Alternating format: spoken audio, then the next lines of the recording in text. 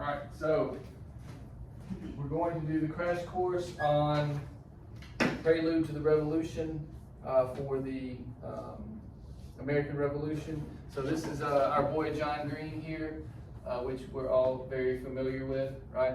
Yes. So we're going to go through these, and we'll stop it and talk about it where each one of them,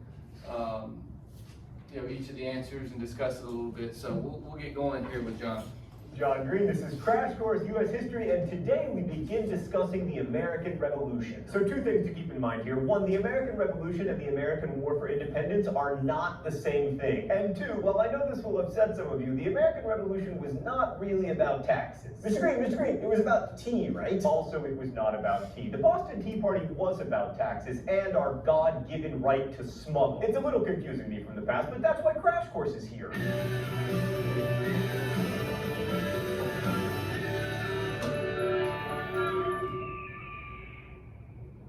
So as you'll recall, the 7 Years' War ended with the Treaty of Paris in 1763, which made the colonists cranky because it limited their ability to take land from the Indians, and it also left them holding the bag for a lot of war debt. Wars, as you may have noticed, are expensive, and the British government had to borrow 150 million pounds, and the interest...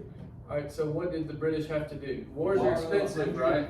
They had to borrow, right? So borrow 150,000 pounds. Is it pounds or currency?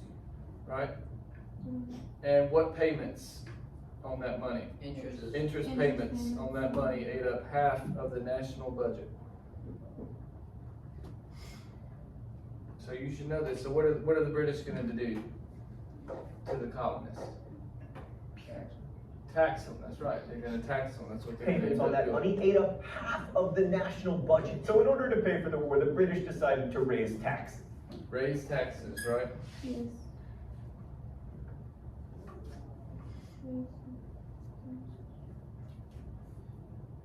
And since the primary beneficiaries of the war had been the American colonists, the British government felt it was only fair if some of the burden fell to them. Now, taxes on colonial trade were nothing new. The British government had placed taxes on a bunch of items in order to reduce competition with Britain, including wool and hats and mole asses. Why did they place a tax on mole asses? It doesn't seem like that would be a huge market. Oh, molasses. But those taxes were about trying to regulate trade in a mercantilist way more than trying to pay back war debt, and also they were easy to avoid via smuggling, which we did because this is America. But mostly the colonists were angry because they didn't have any say about the new taxes that Britain was imposing. I mean, after all, by 1760, some colonies had been setting their own taxes through their own legislatures for 100 years. So the taxes themselves weren't really the problem. It was their lack of parliamentary representation. The first purportedly of Britain. Alright, so why were the colonists annoyed with the Stamp Act? Lack of property or Proletarian. So all the taxes that we've been talking about, the colonists, they weren't upset about the taxes. What were they upset about? Kind of like the fact that it just hit them so. But they didn't have representation, right? They didn't have any say-so in what the taxes, right? So no taxation without representation. That's right.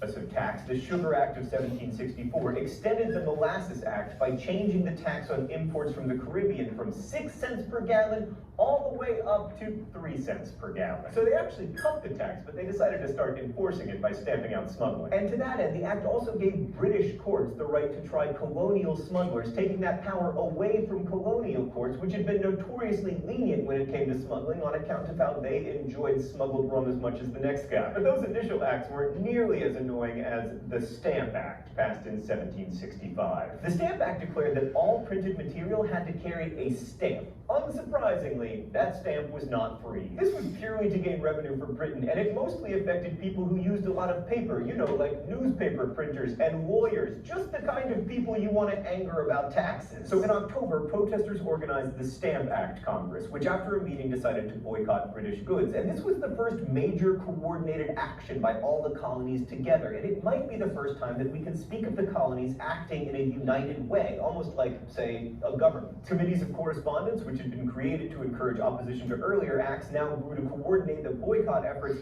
and they helped people become more aware of their liberties. And they also spurred street actions that occasionally became violent. These direct actions were organized by groups calling themselves the Sons of Liberty, and guess what? Coordinated action worked. The British Parliament repealed the Stamp Act, but they did pass the Declaratory Act, which was all like, listen, you're not the boss of us. We can tax you. We don't want to tax you right now as it happens, but we could if we wanted to, but we won't, but we could. So the repeal of the Stamp Act was seen by many in the colonies as a huge victory, but most of the people organizing the protests were elites, you know, the kind of people who use paper. But once you start talking about the idea of representation, everybody wants it. Meanwhile, Great Britain still needed money, so Chancellor of the Exchequer Charles Townshend got Parliament to pass new taxes in 1767. The so-called Townshend Acts also created a new Board of Customs to stop smuggling, which we didn't like one bit. You know, like it when I say we, well, tough luck.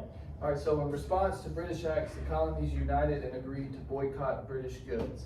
So why were some Americans unhappy with this, right? So they did protest and got the Stamp Act repealed, but then what did Britain do? What did they do after that? They passed more taxes, right? They cut down on smuggling and passed more taxes. So that's what made them unhappy about that. I'm an American. Bring back the Libertage, Stan.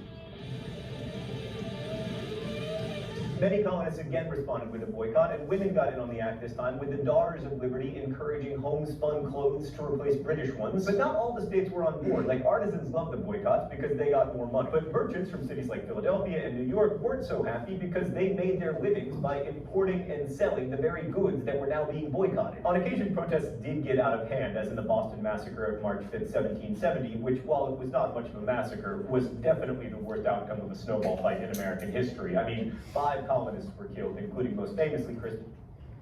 All right, so how many colonists were killed? 5. This addicts a sailor of mixed race ancestry. And then of the 9 British soldiers put on trial, 7 were acquitted and 2 were convicted only of manslaughter thanks to... All right, so how many were acquitted? 7. 7. And 2 were convicted of what? Manslaughter. Manslaughter.